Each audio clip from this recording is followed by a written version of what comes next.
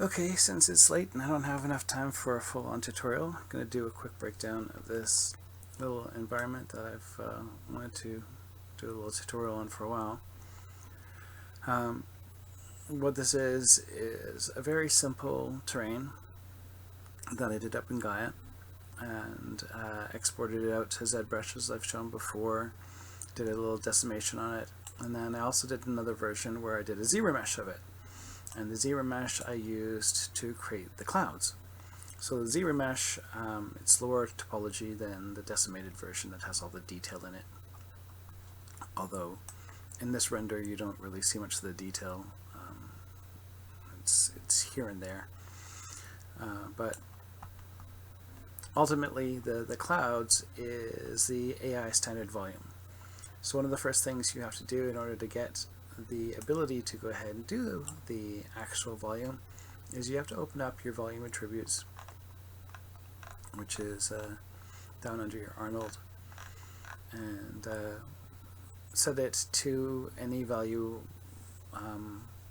basically off of what its default is. So setting it just to 0.1 immediately turns it into a volume, so it's ready to be a volume. Amongst other things that I did, I also prepped it for displacement, and I haven't changed anything else about it, so it's just Catmull Clark and 2 iterations to make sure that it's ready for the displacement that I wanted to do, because the displacement is a part of this process. The volume works fairly well, but I'm also using the actual noise that's here to run a bit of displacement on the edges of this as well, to give me a little bit of an additional bump surface for the little edges. The reason for this should be fairly straightforward, but it helps give a more irregular feeling to the edge here, which is a key factor in this working. So the shader setup is not terribly elaborate. Let me just pull this out so you can see what's going on here.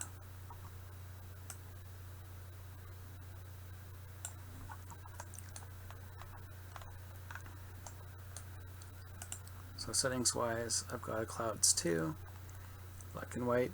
You can see the settings here. Not a lot was really changed in that particular version of the clouds. And I've also got it plugged into the color offset of a second clouds. So clouds 1 and clouds 2. So a few other changes just in the settings, and this wasn't, some standard method by any means. It was really just sort of trial and error. Each time you make a change, you get a different look from it. I did try this with things other than the standard cloud here, which provided some other results, but the cloud was faster than some of these other ones, like the I believe it's the solid fractal, which is much more in line with what you get from the Maya fluids, but it takes much longer for it to calculate and render, so this renders faster. It is by no means a fast render, so be aware of that. The AIstandarVolume is plugged directly into the volume input on your shading group. So standard surface, got my density up to 3. I do think I increased the scatter to make sure that I had more light coming through it, and I don't think I changed anything else, so that I think is all I really changed there. And then the AIstandarVolume surface itself really doesn't provide a heck of a lot. I think it's just its defaults. It's just there to kind of exist, so that I would have a shading group to attach everything to, but it doesn't actually use this. As soon as you change it into a volume, basically this goes away. It's no longer existent. So ultimately what you're doing here is you're adjusting the transparency based on the fractal. So when you set it to that, whatever density you set, it basically just becomes a volume of fog. And if you want it to become more than a fog, then you have to give it a shape. And that's what these guys are doing. Last but not least, I'm taking this bigger, this is the smaller one, this is the bigger one, the bigger shapes, and running it through the displacement, which is giving me that extra edge data.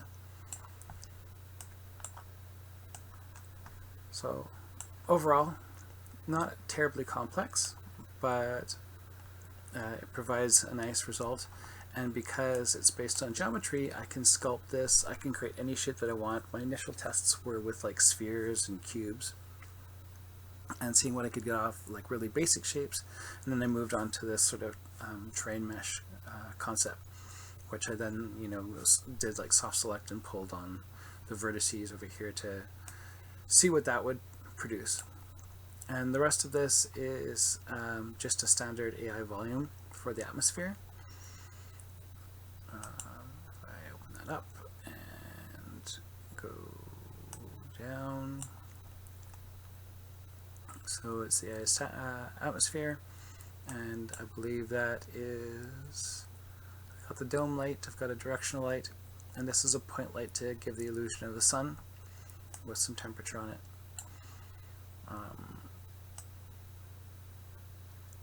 I don't think I changed much else outside of maybe some of the samples for the volume rendering for the atmosphere.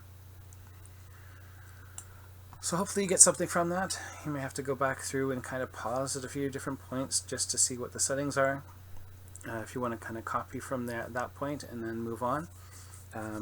If you want to have I guess a deeper rundown of this at some point, feel free to put something in the comments down below, and then if I have some time, I'll try and put something together. I've got a number of other tutorials that are in my backlog to try and make it through, but we'll see how it goes. Anyways, hope you found something useful. I'll see you in the next video.